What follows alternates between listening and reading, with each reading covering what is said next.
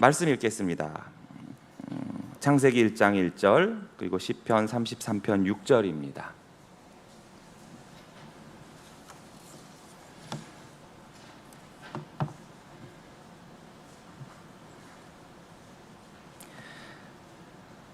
자, 먼저 창세기 1장 1절 함께 읽겠습니다. 시작.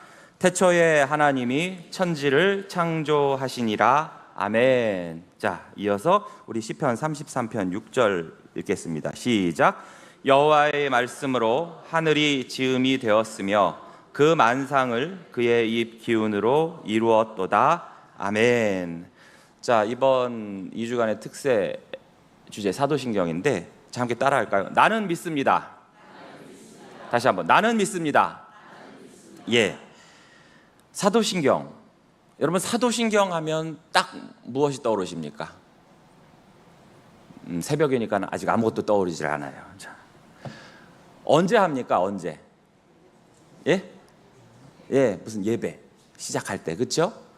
우리가 주일 예배는 물론이요, 또 가정 예배, 뭐 순모임, 또 야외에 나가서 짧게 예배를 할 때도 항상 시작 전에 우리는 이 사도신경을 암송을 하죠. 그러다 보니까 이게 무슨 통과 의례처럼, 그래서 좀 안 하면 좀 뭔가 허전한 듯하고, 그래서 바로 진행하다 보면 옆에서 손가락으로 쿡쿡 찔러요. 야, 사도신경 안 했잖아. 사도신경 안 했잖아. 또는 무슨 인사치레처럼 여겨지는 경우도 있어요. 때론 너무나 익숙해서 내 생각과 내 마음과는 별개로 입에서 저절로 그냥 눈만 감으면 전능하사 천지를 만드신, 무슨 주문처럼 외우듯이 빠르게 입에서 나오기도 합니다. 내용에 대한 별 생각할 겨를도 없이 말이죠. 그런데 이 사도신경은 절대로 그런 대우를 받아서는 안 됩니다. 신자가, 또 하나님의 백성이 믿고 또 항상 믿어왔던 그 진리의 그 토대를 아주 간결하면서도 또 핵심적으로 요약한 내용이 바로 이 사도신경입니다. 내가 그리스도인이라고 하면서, 내가 성도라고 하면서, 내가 신자라고 하면서도, 교회를 몇십 년을 다녔다고 하면서도 정작 내가 무엇을 믿고 있는지, 또 뭘 믿어야 하는지도 모른 채 그렇게 살아가는 사람들이 많이 있습니다. 나 교회 믿잖아. 나 우리 교회 목사님 믿어. 이런 소리를 한단 말이죠. 아니면 우물쭈물하거나 당신은 무엇을 믿습니까? 사도신경은 우리가 믿는 그 믿음의 요약이고 기독교 신앙의 핵심입니다. 자, 이 사도신경의 주된 내용은 바로 삼위일체 하나님을 내가 믿습니다입니다. 그러한 고백이에요. 사도신경을 우리가 암송해서 알다시피 사도신경 자체에는 삼위라든지 일체란 말이 나와 있습니까? 안 나와 있습니까? 나와 있진 않아요. 하지만 이 사도신경 구조를 통해서 삼위일체 하나님을 우리가 고백하도록 하십니다. 그래서 오늘 특세 첫날 나눌 사도신경의 첫 문장, 전능하사 천지를 만드신 하나님 아버지를 내가 믿사오며, 즉 하나님 아버지, 성부 하나님에 대한 믿음의 고백이 나오고, 그 다음 이어서 누가 나올까요? 그렇죠, 성자 예수님의 신분과 그의 사역에 대한 믿음의 고백이 이어지는데, 여러분 분량상으로는 어떤 것 같습니까? 전체의 절반 이상을 차지합니다. 그러니까 성자 하나님에 대한, 예수님에 대한 그 고백이 절반 이상을 차지해요. 왜 그럴까요? 기독교는 바로 예수님에 대한 바른 신앙 고백에서부터 출발을 해야 했기 때문입니다. 초대교회 때부터 시작한 그 이단들은 거의 대부분이 바로 이 예수님에 대한 잘못된 지식, 잘못된 신앙 고백에서 비롯된 것이거든요. 왜냐하면 예수님의 신성을 부정한다든지 아니면 인성을 부정한다든지 그런 것이 너무나 많았기 때문에 예수님이 과연 누구신가, 그리고 예수님이 무엇을 하셨는가가 아주 중요하기 때문에 바로 이 사도신경에서도 적극적으로 그러한 것이 반영이 된 것입니다. 자, 성자 하나님, 성자 예수님이 나오셨어요. 그 다음에 이어지는 부분이 뭡니까? 성령 하나님에 대한 고백인 것입니다.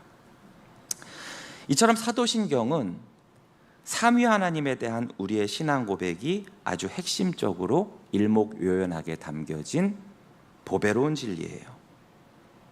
이 사도신경이 말이 이렇게 이름이 사도신경이다 보니까 사도들이 직접 이 신경, 이 신조를 작성했나? 그래서 한때는 전능하사 천지를 만드신 하나님 아버지 이 부분은 베드로가 썼고 그 외아들 우리 주 예수 그리스도를 내가 믿사 이 부분은 요한이 썼고 이런 식으로 말들도 하는데 절대 그렇진 않습니다.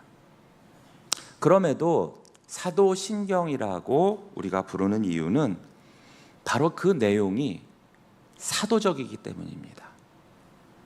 이 말은 사도신경의 내용이 사도들이 전한 복음과 일치하다는 뜻입니다. 또한 사도신경은 지극히 성경적이죠. 각각의 내용들이 이미 다 어디에 나와 있습니까? 성경에 나와 있는 내용들입니다. 어디 다른 데서 인용을 했다든지 다른 데서 가져온 게 아니라 다 성경 안에 있는 거예요. 그래서 좀 전에도 제가 말씀을 전하기 전에 성경 구절을 읽잖아요. 그러므로 지금도 계속해서 사도적 복음 위에 서 있는 교회가 믿고 고백하기 때문에 이것을 사도신경이라고 부를 수가 있는 것입니다. 우리말 번역에서는 성부 하나님 곧 하나님 아버지를 내가 믿사오며 또 우리 주 예수 그리스도를 믿사오니 성령을 믿사오며 라고 했는데, 그렇다면 여기서 주요 동사가 뭡니까? 그렇죠, 믿습니다. 곧 나는 믿습니다예요. 이 나는 믿습니다, 이것이 라틴어로는 크레도이고, 그래서 사도신경을 영어로 아포슬 크리드라고 하는데, 아포슬은 사도란 뜻이고 이 크리드, 신조, 신경이 바로 라틴어 크레도에서 나온 말입니다. 중요한 것은 이 사도신경의 내용을 누가 믿는가입니다. 사도신경에 뭐라고 되어 있습니까? 누가 믿습니까? 그것을 내가 믿습니다. 그렇죠? 나는 믿습니다예요. 우리 부모님이 내 대신 믿어서 나도 덤으로 묻어간다거나 내 아내가 믿으니까 나도 덩달아서 숟가락 얹는 게 아닙니다. 간혹 불신 자녀가 안타까워서 내가 더 잘 믿고 내가 더 열심히 기도하면 어떻게 내 자식이 저절로 구원을 받을까? 그럴 일은 절대 없습니다. 본인이 내가 믿어야 됩니다. 나 자신이 믿어야 하는 것이고, 나 자신이 그 믿음의 고백을 해야 하는 것이고, 그것이 나의 구원을 확고히 하는 것입니다. 그럼 우선 이 믿습니다, 이 믿음이란 게 무엇일까요? 사람들에게 당신은 무엇을 믿고 있습니까? 라고 질문할 때 누군가는 나는 과학을 믿습니다 라고 말할 수도 있고, 또 어떤 이는 나는 인간의 선함을 믿습니다 라고 말할 수 있을 거예요. 또는 나는 민주주의를 믿습니다 라고 말하는 사람도 있을 것이고, 나는 돈을 믿습니다, 돈이 최고예요 라고 말하는 사람도 있겠죠. 그런데 이 자리에서 우리가 고백하는 이 믿음은 이 세상에 어떤 사상이라든지 어떤 이념이라든지 어떤 시스템이라든지 어떤 지식, 어떤 존재에 대한 가설적 신뢰가 아닙니다. 여러분, 이 가설적 신뢰라는 것은 무엇을 말하냐 하면 절대적이고 무조건적인 확신이 아니라 어떤 특정한 조건이 맞아 떨어진다는 가정하에서 가질 수 있는 그 신뢰입니다. 한마디로 조건부 신뢰예요. 이럴 때는 믿을만 하기도 하지만 또 이런 상황이 되면 믿을 수가 없는 거예요. 여러분, 우리가 이 세상에 살면서 모든 것이 사실은 이런 조건부 신뢰입니다. 나는 돈을 믿습니다. 그 돈이 정말 절대적이던가요? 나는 명예를 믿습니다. 난 민주주의를 믿습니다.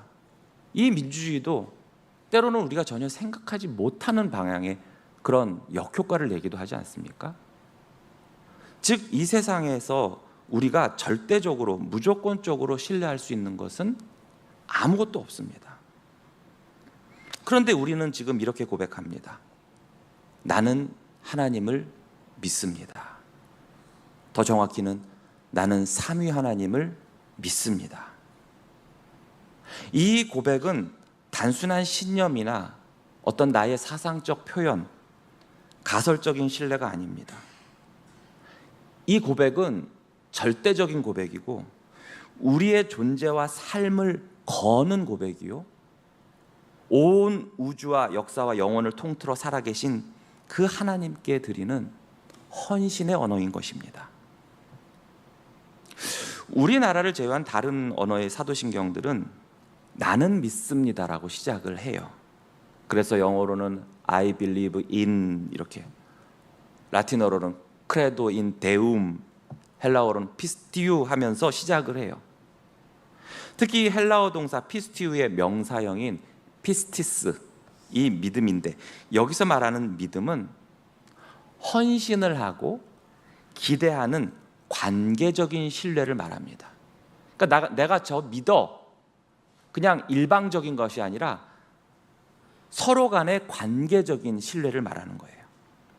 단순히 어떤 사실을 그래 내가 인정할게, 그것이 아니라 그 대상을 향한 나의 전 인격적인 의지, 의탁을 말하는 것입니다.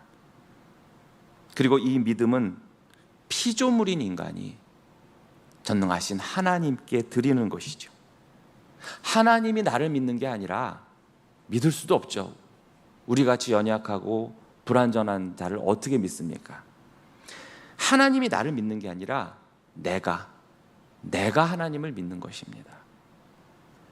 우리의 믿음은 단지 머리로 동의하는 것이 아니라 내 삶을 맡기고 나의 전 인격을 내어 드리는 거예요.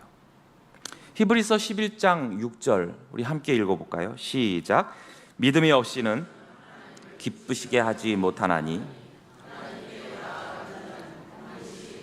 계신 것과 또한 그가 자기를 찾는 자들에게 상 주시는 이심을 믿어야 할지니라. 아멘. 이처럼 믿음은 하나님께로 나아가는 유일한 길인 것입니다.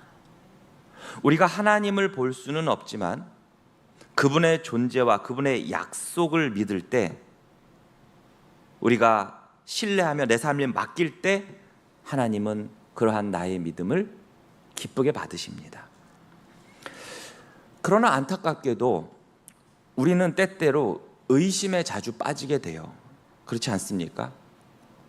이 의심은 다양한 모습으로 우리에게 다가옵니다. 세상에는 수많은 종교와 철학들이 있고 또 과학의 세계는 점점 더 많은 지식을 우리에게 제시하면서 그로 인해 하나님의 존재를 부인하고 자신들이 가진 지식으로 우리의 삶을 설명하려고 하고, 그럴 때일수록 우리는 자주자주 의심에 빠지게 됩니다. 때로는 고통과 고난이 우리로 하여금 이런 질문을 하게 하죠. 과연 하나님이 계시기는 한 건가? 계시다면 왜 이런 일이 나에게 일어나는가 말이죠. 야고보서 1장은 이런 의심하는 마음에 대해서 두 마음을 품은 상태라고 말합니다. 한편으로는 또 믿고 싶지만 또 한편으로는 그것이 정말 사실인지 확신이 어려운 그런 상태를 말하죠. 이처럼 의심은 때때로 지적인 혼란에서 비롯되기도 하고, 때로는 감정의 상처 또는 내 자신에서 우러나오는 교만 혹은 세상의 조롱에서 기인하기도 합니다. 성경이 정말 그렇다고? 또 괜히 그 얘기 들으면 마음에 또 의심이 일어나기도 하죠. 그런데 그럴 때 우리 하나님께서는 너 왜 그렇게 의심해? 하면서 무조건 정죄하고 벌을 내리시는 것이 아니라 어떻게 하십니까? 그 의심을 극복할 수 있도록 하나님께서는 우리를 도우십니다. 그러므로 교회도 그런 어떤 의심이 있는 자들을 인내로 돕고 또 꾸준히 진리를 설명하면서 하나님의 계시가 얼마나 분명하고 확실하고 또한 이성적인지를 보여줄 수 있어야 됩니다. 우리의 믿음은 물론 이성을 초월하지만 이 말이 이성과 정반대라는 뜻은 아닙니다. 믿음은 하나님께서 자기 자신을 우리에게 보여주시는 그 계시에 우리가 반응하는 전인격적인 응답이거든요. 그러므로 나는 삼위 하나님을 믿습니다라고 말할 때 그것은 단지 어떤 신이 존재한다거나 어떤 초월적인 존재를 내가 믿는다는 수준에 머무는 것이 아닙니다. 우리의 믿음은 성경을 통해서 계시하신 하나님, 곧 성부 하나님, 성자 예수 그리스도, 성령 하나님께 전적으로 내 삶을 맡긴다는 고백이죠. 하나님은 스스로를 이렇게 계시하셨죠. 출애굽기 3장 14절에 보시면 나는 스스로 있는 자니라. 그분은 어떠한 피조물에도 의존하지 않으시고 시작도 끝도 없는 영원하신 분이십니다. 또한 하나님은 자신의 이 성품을 모세에게 이렇게 설명하시죠. 출애굽기 34장 6절에서 7절 보시면 여호와라 여호와라 자비롭고 은혜롭고 노하기를 더디하고 인자와 진실이 많은 하나님이라. 인자를 천대까지 베풀며 악과 가실과 죄를 용서하리라. 하나님은 거룩과 사랑, 정의와 긍휼이 완벽하게 조화를 이루고 계신 분입니다. 이처럼 하나님은 그저 단순한 추상적인 개념이 아니라 인격적이시고 우리의 죄와 상처를 아시면서도 그럼에도 우리를 사랑하시는 분이십니다. 그럼 오늘 사도신경의 첫 번째 시간, 바로 성부 하나님에 대한 신앙 고백, 전능하사 천지를 만드신 하나님 아버지를 내가 믿사오며에 대해서 함께 나누어 보겠습니다. 전능하사, 즉 하나님은 전능하십니다. 나는 전능하신 하나님을 믿습니다 라는 고백을 통해서 나의 믿음을 나타내고 있어요. 하나님의 전능, 이것은 바로 하나님의 절대적인 속성이죠. 전능이 뭡니까? 말 그대로 모든 것이 가능하시다, 무엇이든지 할 수 있으시다라는 뜻입니다. 그러나 여러분, 이것이 하나님께서 아무렇게나 자기 마음대로 다 하신다는 의미는 절대로 아닙니다. 하나님은 그의 거룩하신 성품에 따라서 선하고 공의로운 뜻대로 모든 일을 하신다는 것입니다. 여러분, 우리에게 그럴 일이 일어나지도 않겠지만 만약에 한번 상상을 해봅시다. 여러분이 지금 가지고 계신 각각의 그 개인적인 성품을 그대로 간직한 상태에서 전능함이 부여된다면 어떤 일이 벌어질 것 같으세요? 여러분, 어떤 권사님 지금 피식 웃으시는데 뭘 상상하셨기 때문에 웃으시는지 모르겠어요. 자, 쉽게 말할게요. 여러분의 지금의 모습, 나의 지금 모습, 이 안에 전능함이 부여됐어요. 어떤 일이 벌어질까요? 전에 이 짐 캐리라는 배우가 주연한 브루스 올마이티라는 영화가 있었습니다. 우리말로 하면 전능한 브루스라는 뜻이에요. 평범한 시민 브루스라는 남자에게 아주 잠시 동안 이 전능한 신의 능력이 부여됐는데 어떻게 됐는지 아십니까? 아주 잠깐 동안이었지만 이 사이에 온갖 잡다하고도 개인적인 일들에 치중하느라 전 세계를 대혼란에 빠뜨립니다. 그런데 우리 하나님께서는 그 전능하심으로 무엇을 하셨다? 천지를 만드셨다는 겁니다. 천지를 창조하셨어요. 태초에 하나님이 천지를 창조하시니라. 전능하신 하나님께서 온 우주 만물을 창조하셨다라는 고백은 단순히 하나님이 먼 옛날에 세상을 만드셨어라는 과거형 진술이 아닙니다. 그것으로 끝이 아니에요. 창조주 하나님은 지금 이 순간에도 우리의 존재를 붙들고 계시는 분, 자신이 창조하신 온 우주 만물을 운행하고 계시는 분입니다. 우리의 모든 숨결, 지금 우리가 코와 입으로 내쉬는 이 숨결은 바로 그 창조주 하나님의 능력 안에서 유지되고 있는 것입니다. 창조주 하나님은 우리가 흔히 보는 장인들, 즉 물건을 만드는 사람들이죠. 그처럼 이미 존재하고 있는 어떤 재료를 이용해서 무엇을 만드시는 분이 아니라는 겁니다. 그것은 창조가 아니죠. 창조는 무에서 유를 만드는 것입니다. 창조주 하나님은 전적으로 자신의 기쁘신 뜻대로 자유롭게 전혀 제약 없이 말씀으로 천지를 지으신 분이에요. 시편 33편 9절에 그가 말씀하심에 이루어졌으며 명령하심에 견고히 섰도다. 여기서 이 이루어졌다가 히브리어로 하야라고 하는데 존재하다라는 뜻입니다. 그래서 앞서 말씀드렸던 나는 스스로 있는 자니라, 이것도 하야예요. 그리고 여기서 여호와라는 단어가 나왔습니다. 즉 스스로 존재하시는 하나님이 말씀하심에 모든 것이 존재하게 된 거예요.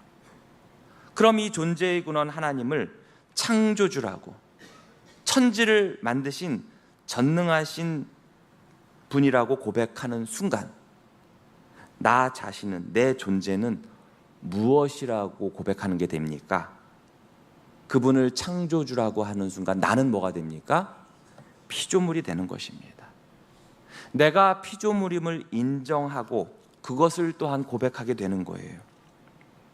우리의 신앙은 바로 여기서부터, 이것부터 인정하는 것에서 출발해야 됩니다. 하나님은 전능하신 창조주, 나는 유한하고도 불완전한 피조물. 하나님은 나와 같은 존재가 아니시고 나는 절대로 하나님이 아니죠. 이것을 잊을 때 우리는 하나님을 인간처럼 오해하여서 가벼이 여기고 내 마음대로 하려고 하고 내 뜻대로 좌지우지하려 들기도 합니다. 또한 반대로 이제는 또 인간을 어떻게 합니까? 신처럼 착각하여 숭배하기도 하죠. 하나님은 창조주이십니다. 여기서 주는 주인이란 뜻이에요. 주인은 한 분뿐이죠. 그러면 자연스럽게 나는 뭐가 됩니까? 같이 주인이 되는 게 아니라 그의 종이 되는 것입니다. 이러한 관계 설정을 우리는 꼭 명심해야 돼요. 그렇게 우리는 하나님의 종, 또한 하나님의 관리자로 부름받았고, 그래서 하나님께서 창조하신 이 세상을 감사함으로, 절제하며 사랑으로 사용하고 관리해야 하는 청지기의 사명을 받게 되는 것입니다. 그런데 하나님과 나와의 관계가 단지 주인과 종에만 그치는 것이 아닙니다. 전능하사 천지를 만드신 하나님 다음에 뭐가 나옵니까? 사도신경 오늘 처음 들어오셨구나. 전능하사 천지를 만드신 하나님, 그렇죠, 아버지입니다. 그 아버지를 내가 믿습니다 라고 하죠. 하나님을 아버지라고 부른다는 것은 창조의 근원이라는 의미 이상입니다. 신약 성경에서도 예수님께서 하나님을 가리켜 아버지라고 부르셨고, 심지어 아람어에서는 아빠라고 되어 있습니다. 아버지, 아빠. 주인과 종에서는 느끼기 힘든 그 사랑과 신뢰와 친밀함, 친근함, 또한 자원하는 순종의 표현이 바로 이 아버지라는 호칭입니다. 요한복음 1장 12절에서 13절 이렇게 말씀하죠. 영접하는 자, 곧 그 이름을 믿는 자들에게는 하나님의 자녀가 되는 권세를 주셨으니 이는 혈통으로나 육정으로나 사람의 뜻으로 나지 아니하고 오직 하나님께로부터 난 자들이니라. 아멘. 우리가 전능하신 하나님, 창조주 하나님을 아빠, 아버지라고 부를 수 있는 근거가 뭐라고 했습니까? 그 전능하신 하나님께서 보내신 독생자 예수 그리스도를 영접하는 자, 그 이름, 그 존재를 믿는 자들에게 하나님의 자녀가 되는 권세를 주셨기 때문에, 그래서 자녀가 부르듯이 우리 하나님을 아빠, 아버지라고 부르게 된 것입니다. 하나님은 우리를 피조물로 만드셨지만 예수 그리스도 안에서 그의 자녀로 삼아주신 아버지이십니다. 이것은 온 우주 만물의 그 어떤 피조물도 누리지 못한 영광이요 복입니다. 하나님과 우리 사이의 관계가 전에는 죄로 인해서 낯선 존재요, 원수 관계였지만 예수 그리스도의 구속의 은혜로 이처럼 가족 또 권속 관계가 되었잖아요. 바울도 에베소서 3장 14절 15절에서 하나님을 이렇게 불렀습니다. 이러므로 내가 하늘과 땅에 있는 각 족속에게 이름을 주신 누구 앞에? 아버지 앞에 무릎을 꿇고 비노라 라고 했습니다.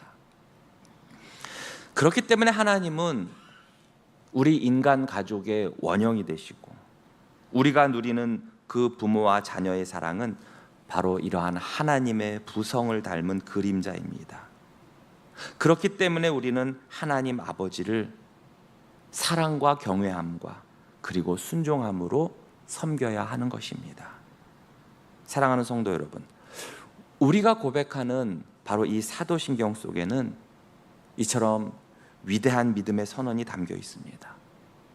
나는 믿습니다. 전능하신 아버지 하나님, 천지의 창조주를 나는 믿습니다. 여러분, 이 고백이 그저 단순한 우리의 입술로만 나오는 그 진술에 머물러서는 안 됩니다. 나의 정체성과 나의 존재와 또 나의 소망과 나의 모든 신뢰의 근거를 담은 고백이 되어야 됩니다. 다시 한번 정리하겠습니다. 하나님은 전능하십니다. 이것은 그 무엇도 우리 하나님의 뜻을 가로막거나 거스를 수 없다는 것입니다. 우리를 향한 하나님의 뜻과 계획은 그 누구도 허물 수가 없습니다. 왜냐하면 우리 하나님은 전능하신 하나님이시기 때문입니다. 하나님은 창조주십니다. 나는 그분의 피조물이며 그분의 목적 안에서만 존재할 수 있습니다. 그리고 하나님은 내 아버지십니다. 나를 사랑하시고 끝까지 책임지시는 분이십니다. 나를 구원하시기 위해 자신의 전능하신 그 사랑을 담아 모든 걸 쏟으시고 베푸신 분이십니다. 그러므로 우리는 이 불안하고도 악한 세상 속에서도 담대히 말할 수 있는 것입니다. 내가 믿는 하나님은 나의 아버지시고 창조주시고 전능하신 구원자이십니다. 우리 함께 따라해 볼까요? 나는 전능하신 아버지 하나님, 천지의 창조주를 믿습니다. 아멘. 오늘 하루도 또 우리의 남은 인생 전체에 바로 이 믿음의 고백을 늘 간직하고, 우리가 숨을 들이쉬고 내쉴 때마다 바로 이러한 고백을 통해서 우리가 전능하신 하나님, 창조주, 나의 아버지를 믿습니다 고백하고 선포할 수 있기를 주님의 이름으로 축복합니다.